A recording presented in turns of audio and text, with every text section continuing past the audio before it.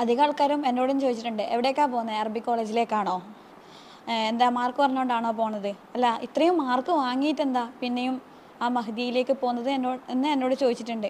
നിങ്ങൾക്ക് നിൻ്റേതായ ഐഡൻറ്റിറ്റി നഷ്ടപ്പെടല്ലേന്ന്, ഇത്രയും മാർക്ക് വാങ്ങി നിങ്ങൾക്ക് സയൻസ് എടുത്താൽ നിങ്ങൾക്ക് നിൻ്റേതായ രീതിയിലുള്ള ഒരു ക്രിയേഷൻ ഉണ്ടാക്കാമല്ലോ എന്ന് വരെ പറഞ്ഞിട്ടുണ്ട്.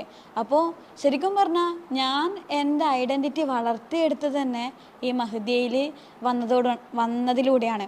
ഈ പറഞ്ഞ പോലെ ഷീ ഫെസ്റ്റിലൂടെയും അതുപോലെ തന്നെ കോളേജിൽ ഉണ്ടാകുന്ന സാഹിത്യ സമാജം, പിന്നെ ഓരോരോ സ്പെഷ്യൽ ഡേയ്സിനോടനുബന്ധിച്ചുണ്ടാകുന്ന പ്രോഗ്രാംസ്, അങ്ങനെ കോളേജുകളിൽ ഉണ്ടാകുന്ന ആർട്ട് ഫെസ്റ്റിലൂടെയൊക്കെയാണ് ഞാൻ എന്താണ് എന്ന് എനിക്ക് മനസ്സിലായത്. എന്നിൽ ഒരുപാട് കഴിവുകൾ ഉണ്ടായിട്ടുണ്ട്. ഞാൻ അത്യാവശ്യം എഴുതും,